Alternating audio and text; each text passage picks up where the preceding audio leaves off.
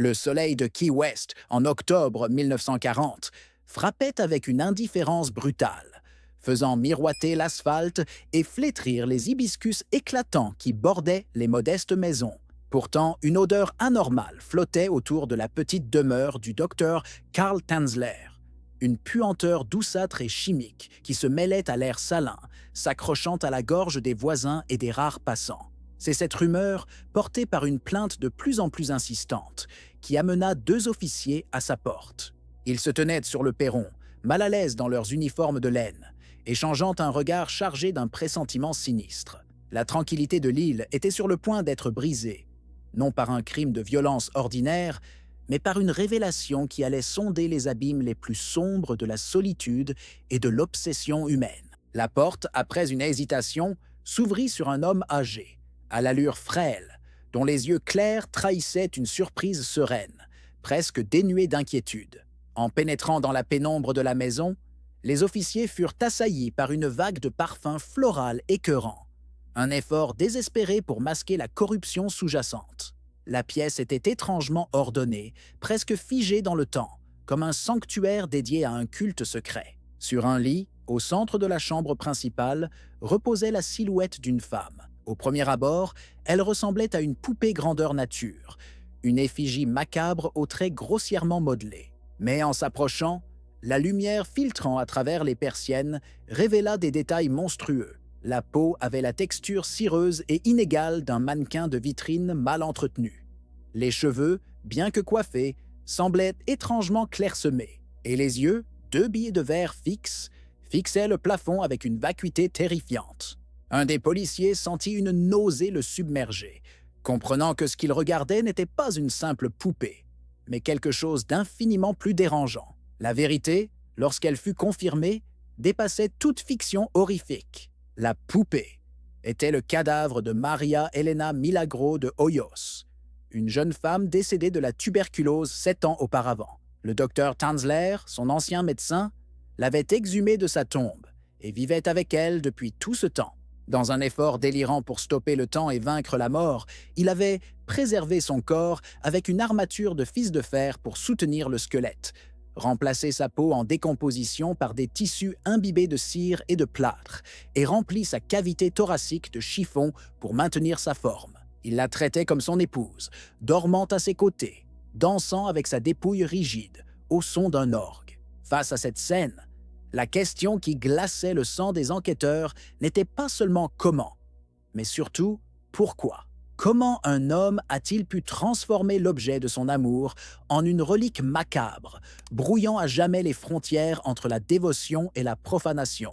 Karl Tanzler, ou le comte Karl von Kossel, comme il aimait se présenter, était un homme façonné par les fantômes de son passé. Né en Allemagne, à la fin du XIXe siècle, son enfance fut marquée par une solitude profonde, comblée par des visions qu'il affirmait être réelles. La plus prégnante était celle d'une ancêtre, la comtesse Anna Constantia von Kossel, une figure spectrale qui lui apparaissait en rêve pour lui promettre un destin hors du commun.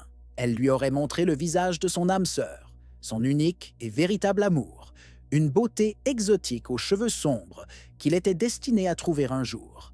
Cette prophétie devint la pierre angulaire de son existence, une quête secrète qui guida ses pas à travers les continents, de l'Allemagne à l'Australie, jusqu'aux rivages ensoleillés de la Floride. Il ne vivait pas dans le même monde que les autres.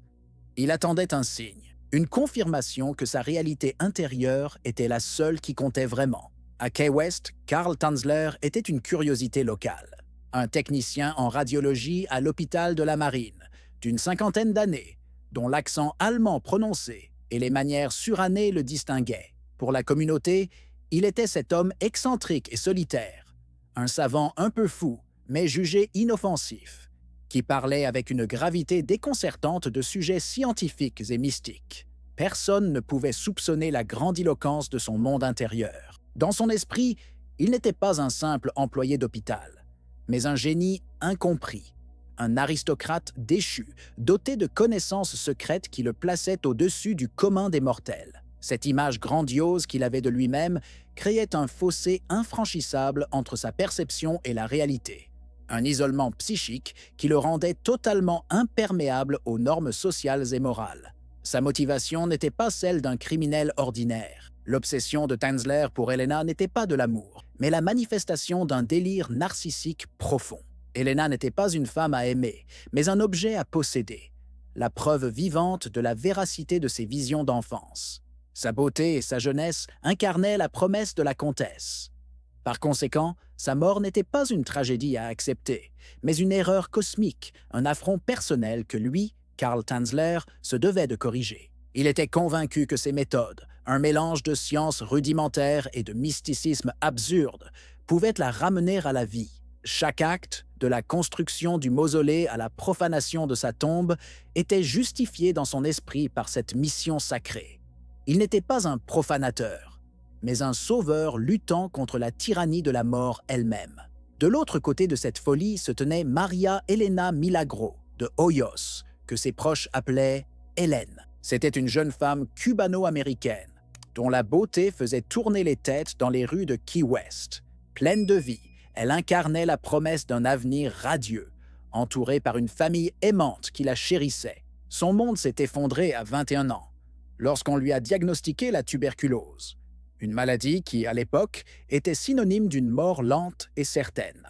Sa vitalité s'est étiolée jour après jour, la plaçant dans un état de vulnérabilité extrême, entièrement dépendante du corps médical. C'est cette fragilité, cette lutte désespérée pour chaque souffle, qui a fait d'elle une proie involontaire. Elena n'a jamais rien demandé d'autre que des soins et un peu d'espoir. Rien ne prouve qu'elle les ait jamais partagés, ou même encouragé les sentiments de cet étrange médecin, qui la couvrait de cadeaux et d'une attention oppressante.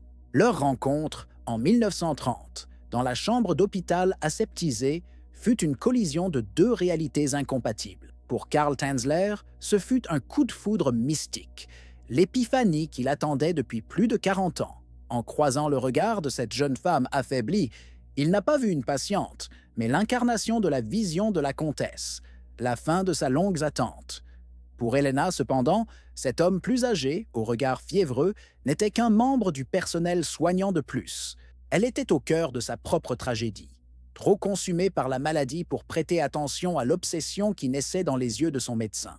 Cette asymétrie fondamentale a scellé son destin. Pour lui, c'était le début d'un amour éternel qui l'imposerait à la réalité par la force.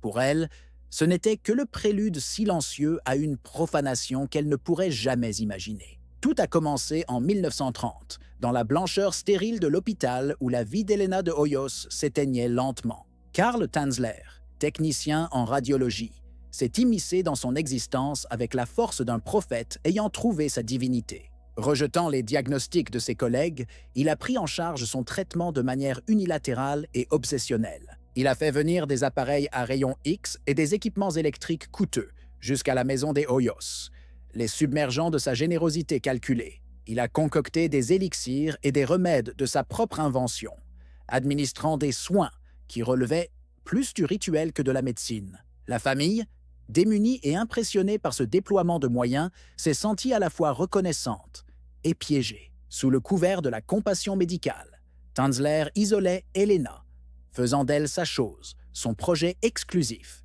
bien avant que la mort ne la lui prenne. Le 25 octobre 1931, lorsque Elena rendit son dernier soupir, le chagrin de Tanzler fut spectaculaire et absolu. Mais ce n'était pas la douleur d'une perte acceptée, c'était la rage d'un homme dont le destin venait d'être volé. Au milieu du deuil de la famille Hoyos, il s'est imposé une fois de plus, avec une proposition aussi grandiose qu'inattendue. Il paierait pour la construction d'un mausolée en pierre, le seul de tout le cimetière de Key West. Il a soutenu qu'un tel bijou de beauté et de vitalité ne pouvait reposer dans la terre froide. Épuisée et touchée par ce geste apparemment altruiste, la famille a accepté. Tanzler a supervisé chaque détail de la construction, s'assurant d'une chose cruciale. Il serait le seul et unique détenteur de la clé. La tombe d'Elena n'était pas un lieu de repos, mais un coffre-fort pour son trésor. Pendant près de 2 ans, le cimetière devint sa seconde maison. Chaque nuit, sans exception, la silhouette solitaire de Tanzler se glissait entre les pierres tombales pour rejoindre le mausolée d'Elena. Il s'asseyait dans l'obscurité, murmurant à travers la porte de fer, lui racontant sa journée, lui chantant des berceuses allemandes. C'est au cours de ces veillées funèbres que sa psyché a basculé définitivement. Il a commencé à affirmer qu'il entendait sa voix, un écho spectral qui, selon lui, se plaignait du froid de sa prison de pierre et le suppliait de la libérer. Ce n'était plus seulement le deuil, c'était un dialogue avec les morts, une hallucination auditive qui lui donnait la justification dont il avait besoin.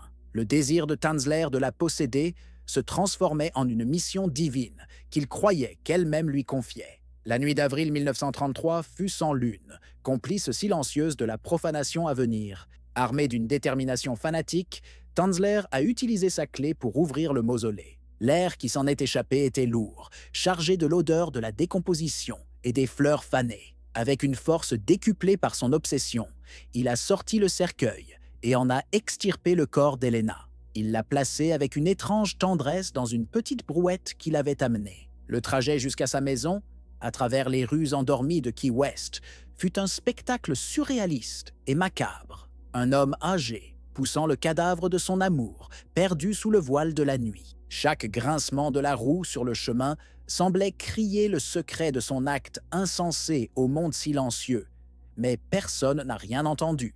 Ce soir-là, Karl Tanzler a aboli la frontière entre la vie et la mort. Une fois chez lui, le corps d'Elena devint le centre d'un projet de conservation horrible et méticuleux. Les 2 années passées dans le tombeau humide avaient même fait des ravages. Faisant appel à ses connaissances en anatomie et à son ingéniosité délirante, Tanzler s'est mis au travail. Il a attaché les os avec des fils de fer et des cintres pour reconstruire le squelette. Il a remplacé les yeux, décomposés depuis longtemps, par des globes de verre qui lui donnaient un regard fixe et inquiétant. Pour le visage, il a modelé de la cire de plâtrier, tentant maladroitement de recréer les traits fins d'Elena. Le torse, vidé par la putréfaction, a été bourré de chiffons et de lambeaux de tissu pour lui redonner une forme humaine. Ce n'était pas un acte de préservation, mais une reconstruction monstrueuse, la création d'une idole à son image. Pendant les 7 années qui suivirent, une routine domestique macabre s'est installée dans la petite maison de Tanzler. Le cadavre reconstitué d'Elena était son épouse, sa compagne de tous les instants. Il l'habillait de robes, de bas de soie et de gants, changeant ses tenues comme celles d'une poupée. Il dormait chaque nuit à ses côtés dans le même lit. Il lui achetait des parfums coûteux et utilisait des litres de désinfectant et d'huile florale pour combattre l'odeur persistante de la mort, une bataille qu'il ne pouvait jamais vraiment gagner. Il lui jouait de la musique sur un orgue qu'il avait construit, et des témoins ont même rapporté l'avoir vu danser avec la silhouette rigide à travers les fenêtres éclairées. Il vivait dans une bulle de folie, un bonheur nécrophile, complètement détaché du monde extérieur, un secret qui rongeait les murs de sa maison. Le secret, cependant, ne pouvait être gardé éternellement dans une petite communauté insulaire comme Key West. Des rumeurs ont commencé à se répandre comme une traînée de poudre. On parlait de cet étrange docteur allemand qui achetait des vêtements de femmes alors qu'il vivait seul. Des enfants qui jouaient près de sa maison racontaient avoir vu une poupée géante assise à sa fenêtre. Mais c'est la sœur d'Elena, Florinda, qui a commencé à ressentir une véritable inquiétude. Elle avait toujours trouvé l'intérêt de Tanzler pour sa sœur excessif, même avant sa mort. Lorsque les rumeurs lui sont parvenues, elles ont ravivé ses soupçons. Quelque chose n'allait pas. L'idée que cet homme puisse encore exercer une forme de contrôle sur Elena, même après sa mort, a fait son chemin dans son esprit, la poussant à agir. En octobre 1940, Florinda a décidé de confronter Tanzler. Elle s'est rendue chez lui et l'a interrogé sur les rumeurs, mais il a nié avec véhémence, son calme la troublant encore plus. Alors qu'il lui refusait l'entrée, elle a fait le tour de la maison et a jeté un coup d'œil à travers une fenêtre. Son cœur s'est glacé. Dans la pénombre, elle a vu ce qui ressemblait à une effigie grandeur nature de sa sœur, vêtue d'une robe. L'horrible vérité l'a frappée avec une force inimaginable. La rumeur n'était pas une simple histoire, c'était une réalité monstrueuse. Secouée par le dégoût et la terreur, elle a couru alerter les autorités. La bulle de folie de Karl Tanzler, soigneusement entretenue pendant 7 longues années, était sur le point d'éclater de la manière la plus spectaculaire et la plus publique qui soit. La tension la plus insidieuse était peut-être celle qui se jouait dans l'esprit de Karl Tanzler durant ses longues veillées au cimetière. Assis dans l'humidité nocturne, la main posée sur la pierre froide du mausolée, il écoutait. Il n'entendait pas le chant des insectes, ni le murmure du vent dans les palmiers, mais une voix, sa voix, celle d'Helena. Était-ce un véritable son ou une simple projection de son désir infini? Le doute n'effleurait jamais son esprit. Pour lui, c'était un appel clair, une supplique qui traversait la pierre et le marbre. « Sors-moi d'ici, Karl, j'ai si froid. » Chaque nuit, la supplique devenait plus nette, plus désespérée, se transformant d'un murmure en un ordre impérieux. Cette communication a servi de justification ultime, transformant un acte de profanation en une mission de sauvetage chevaleresque. La folie de Tanzler était si complète qu'elle avait créé sa propre logique, un dialogue secret qui le poussait inexorablement vers l'irréparable. Une fois le corps chez lui, une nouvelle forme de tension s'est installée. Une guerre sensorielle menée au quotidien. C'était la bataille contre l'odeur. La décomposition est un processus implacable, une vérité biologique que toute la volonté de Tanzler ne pouvait nier. Il est devenu un alchimiste macabre, mélangeant des litres de parfums, de formaldéhyde et d'huiles essentielles, dans une tentative désespérée de masquer la puanteur douceâtre et persistante de la chair en décomposition. La maison entière était imprégnée de ce cocktail olfactif écœurant, un arôme lourd qui s'accrochait aux rideaux et aux meubles. Chaque courant d'air était une menace, chaque visiteur potentiel un risque de découverte. Cette lutte acharnée contre l'inévitable dégradation du corps d'Helena était le symbole de sa lutte contre la réalité elle-même, un effort constant, épuisant et, au final, voué à l'échec. Le suspense a atteint son paroxysme lors d'incidents qui ont failli exposer son secret. Un jour, un vendeur itinérant a frappé à sa porte avec insistance. À l'intérieur, Tanzler était en train d'ajuster une robe de mariée sur le corps d'Helena posée sur une chaise. La panique l'a saisi. Il a jeté une couverture sur la silhouette rigide et s'est précipité pour ouvrir, le cœur battant à tout rompre. Le vendeur, un homme jovial et bavard, a tenté de lui vendre des brosses, son regard balayant l'intérieur sombre de la maison. Il a reniflé l'air. « Ça sent fort chez vous, docteur. Une sorte de parfum de fleurs, non ?» Tanzler, le visage blême, a bredouillé une excuse à propos d'expériences chimiques et a refermé la porte le plus vite possible. Il est resté appuyé contre le bois, tremblant, réalisant à quel point son monde secret était fragile, à quel point un simple regard indiscret pouvait tout faire s'effondrer. Pendant ce temps, la tension montait également dans l'esprit de Florinda, la sœur d'Helena. Elle vivait avec un malaise grandissant, une angoisse qu'elle ne parvenait pas à nommer. Les fragments d'histoire qu'elle entendait en ville formaient une mosaïque troublante. Pourquoi le docteur Tanzler achetait-il encore des robes de femmes? Pourquoi les enfants du quartier l'appelaient-ils le docteur aux poupées? Chaque rumeur était comme une petite fissure dans le barrage de son déni. Elle se souvenait de l'intensité malsaine de son regard à l'hôpital, de sa possessivité qui dépassait de loin le cadre professionnel. L'idée, d'abord absurde et impensable, que cet homme n'avait jamais vraiment laissé sa sœur reposer en paix, a commencé à germer en elle. C'était une peur irrationnelle qui la rongeait, la poussant à chercher une vérité qu'elle redoutait plus que tout. Le summum de l'horreur, cependant, restait caché, même après la découverte initiale. La nature de la relation de Tanzler avec le cadavre était bien plus sombre qu'une simple compagnie délirante. Les enquêteurs, lors de l'examen du corps, ont fait une découverte qui a glacé le sang des plus endurcis. Un tube en papier et en tissu avait été inséré dans la région vaginale du cadavre, un dispositif grossier conçu pour permettre une forme de rapport sexuel. Ce détail a fait basculer l'affaire de l'excentricité macabre à la nécrophilie pure et simple. Chaque danse, chaque nuit passée dans le même lit, chaque robe enfilée sur ce corps profané a pris une signification nouvelle et monstrueuse. L'amour éternel de Tanzler n'était pas seulement une illusion romantique, c'était une profanation physique, la satisfaction d'un désir ultime et tabou sur un corps sans défense, incapable de consentir ou de refuser. L'esprit de Karl Tanzler était une forteresse construite pour se protéger de la réalité. Les expertises psychiatriques, menées après son arrestation, ont posé un diagnostic. Un trouble de la personnalité schizoïde, caractérisé par un détachement social profond et une vie fantastique intérieure prédominante. Tanzler ne vivait pas dans le monde, il vivait dans sa tête, Ces visions d'enfance de la comtesse n'étaient pas de simples rêveries, mais les fondations d'une réalité alternative, où il était le héros d'une romance cosmique. Elena n'a jamais été, pour lui, une personne avec ses propres désirs et sa propre volonté, mais l'incarnation d'une prophétie, un objet destiné à valider son monde intérieur. Sa nécrophilie n'était donc pas une simple perversion, mais l'extension logique de son trouble. Il préférait interagir avec un objet fantasmé et passif, plutôt qu'avec un être humain complexe et imprévisible. Il a recréé Elena en une poupée docile, incapable de le rejeter ou de briser son illusion.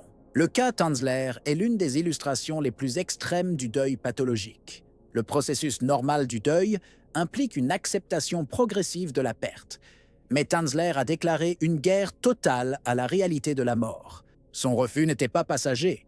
Il était actif, créatif et monstrueusement industrieux. Chaque fil de fer tordu, chaque couche de cire appliquée était un acte de défi contre la finalité de l'existence. En tentant de préserver le corps d'Elena, il cherchait à préserver non pas son souvenir, mais sa présence physique, croyant que son génie scientifique pouvait inverser le processus naturel de la décomposition.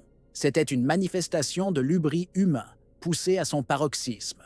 La croyance délirante qu'un homme pouvait, par la seule force de sa volonté et de son obsession, vaincre Dieu et la nature pour retenir l'objet de son affection dans le monde des vivants. Le contexte social de Key West dans les années 1930 a agi comme un incubateur involontaire pour sa folie. Dans cette petite communauté insulaire, l'excentricité était souvent tolérée et les comportements étranges de Tanzler étaient mis sur le compte de sa nature d'immigrant allemand solitaire et intellectuel. La compréhension de la santé mentale était limitée et personne n'a su interpréter les signes avant-coureurs de sa psychose. De plus, le statut de docteur, même en tant que simple technicien, lui conférait une autorité qui a sans doute intimidé la famille Hoyos, une famille modeste d'immigrants cubains. Sa générosité et son apparente expertise médicale les ont rendus dépendants et réticents à le contredire. La société, par son ignorance et sa déférence, a laissé à Tanzler l'isolement et l'espace nécessaires pour que son obsession se développe en secret pendant 7 longues années. La réaction du public après la découverte fut peut-être l'aspect le plus déconcertant de toute l'affaire. Au lieu d'une condamnation unanime, l'opinion publique s'est fracturée de manière stupéfiante. L'histoire, relayée par les journaux du pays, a transformé Karl Tanzler en une sorte de célébrité macabre. De nombreuses personnes, en particulier des femmes, lui ont écrit des lettres de soutien, le qualifiant de « romantique excentrique », un homme dont l'amour était si grand qu'il transcendait même la mort. Cette étrange sympathie soulève des questions troublantes sur notre fascination collective pour le morbide et notre tendance à romancer l'obsession. Le crime odieux de Tanzler a été aseptisé par le prisme du sensationnalisme, le transformant en un conte gothique moderne. La société, en quête de récits extraordinaires, a choisi de voir une histoire d'amour tragique là où il n'y avait qu'une histoire d'abus et de maladie mentale. L'ultime profanation fut sociale. Le corps d'Elena, ou ce qu'il en restait, a été traité non pas comme la dépouille d'une victime, mais comme une attraction de foire, avant d'être finalement inhumé dans une tombe anonyme pour le protéger d'autres profanations. Il a été exposé dans une maison funéraire locale. Plus de 6000 personnes ont fait la queue pour voir de leurs propres yeux la fiancée cadavre. La curiosité morbide a primé sur le respect et la dignité. Elena de Hoyos, victime de la maladie, puis de l'obsession d'un homme, est devenue une dernière fois victime du voyeurisme du public. Cette exposition publique a cimenté son statut d'objet. Une curiosité à contempler plutôt qu'une femme dont la vie et le repos éternel avaient été si cruellement violés. La société, en participant à ce spectacle, est devenue complice de la dernière étape de sa déshumanisation. Le climax de cette histoire macabre ne fut pas une explosion de violence, mais une confrontation d'une tranquillité terrifiante. Lorsque les policiers, menés par la sœur d'Elena, sont finalement entrés dans la maison de Karl Tanzler, ils ont trouvé le docteur assis calmement dans son salon, lisant un journal. Il n'a montré ni peur ni agressivité, seulement une légère irritation face à cette intrusion. Il les a conduits à la chambre, et face au corps cireux étendu sur le lit, il a parlé avec la tendresse d'un mari dévoué. « Messieurs, s'il vous plaît, ne la dérangeait pas. Elle a besoin de beaucoup de repos. Pour lui, la scène n'avait rien de criminel. Il expliqua, avec un sérieux déconcertant, qu'il était en train de la soigner, que ses expériences scientifiques la ramèneraient bientôt complètement à la vie. La tension était à son comble, née de ce décalage total entre l'horreur évidente de la situation et la sérénité délirante de son architecte. L'arrestation s'est déroulée sans résistance. Au poste de police, loin de son sanctuaire, Karl Tanzler n'a pas nié les faits. Au contraire, il a tout avoué avec une fierté méticuleuse, comme un inventeur expliquant son chef-d'œuvre. Il a détaillé le processus d'exhumation, la reconstruction du corps, les 7 années de vie commune, sans jamais exprimer le moindre remords. Dans sa vision du monde, il n'avait commis aucun crime. Il avait accompli un acte d'amour et de dévouement suprême. Les psychologues qui l'ont interrogé ont été confrontés à un mur de certitudes inébranlables. Il n'était pas un monstre conscient de sa transgression, mais un homme vivant entièrement dans une réalité qu'il avait lui-même forgée. L'accusation a été officiellement portée. Profanation de sépulture, le seul crime que la loi semblait pouvoir nommer pour un acte aussi inqualifiable. Le procès qui s'ensuivit fut un véritable cirque médiatique, mais son issue fut un coup de théâtre juridique aussi absurde que l'affaire elle-même. La salle d'audience était comble. Tanzler, examiné par des psychiatres, fut déclaré mentalement malade, mais apte à être jugé. Le procureur a présenté les faits, décrivant en détail la découverte macabre et les aveux de l'accusé. La culpabilité semblait évidente. Cependant, l'avocat de Tanzler a soulevé un point de droit simple et imparable. En Floride, le délai de prescription pour le crime de profanation de sépulture était de 2 ans. Or, l'acte avait été commis en avril 1933, plus de 7 ans auparavant. Le juge, malgré l'horreur des faits, était contraint par la loi, d'un coup de marteau qui a résonné comme une insulte à la justice. Il a prononcé un non-lieu. Karl Tanzler, l'homme qui avait vécu avec un cadavre, était libre. Pour la famille Hoyos, ce verdict fut une seconde mise à mort. Ils avaient déjà perdu Elena à cause de la maladie, puis une seconde fois à cause de la folie de Tanzler. La justice leur refusait maintenant toute forme de réparation ou de clôture. Leur douleur privée était devenue un spectacle public, et leur deuil était entaché par les détails sordides révélés au grand jour. Rongés par le chagrin et la peur que Tanzler ne tente de recommencer, ils ont pris une décision déchirante. Ils ont fait exhumer une nouvelle fois les restes d'Elena de la maison funéraire où ils avaient été exposés et les ont enterrés dans un lieu tenu secret, sans la moindre pierre tombale pour marquer l'endroit. C'était le seul moyen de s'assurer qu'elle puisse enfin reposer en paix, cachée des obsessions des vivants et de la curiosité du monde. Libre, mais à jamais prisonnier de son obsession, Karl Tanzler a vécu le reste de sa vie dans un isolement relatif. Il a déménagé dans le comté de Pasco, en Floride, où il a continué à cultiver son délire. À l'aide d'un masque mortuaire qu'il avait secrètement fabriqué sur le visage d'Elena avant son premier enterrement, il a créé une nouvelle effigie, une poupée grandeur nature à son image.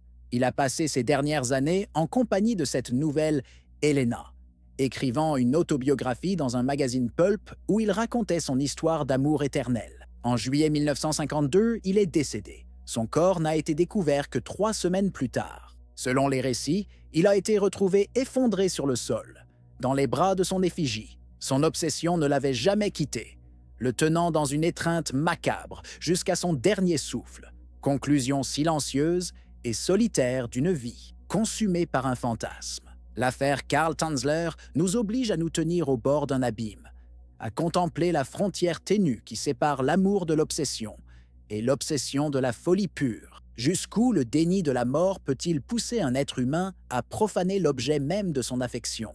L'histoire de cet homme solitaire n'est pas seulement un fait divers macabre, elle est un avertissement sombre sur la capacité de l'esprit à construire sa propre réalité pour échapper à une souffrance intolérable, quitte à la transformer en une monstruosité. Mais la réflexion la plus troublante est peut-être celle que nous renvoie la société elle-même, avec sa fascination morbide et sa prompte transformation de l'horreur en spectacle. En fin de compte, l'histoire d'Elena et de son tortionnaire pose une question universelle et glaçante.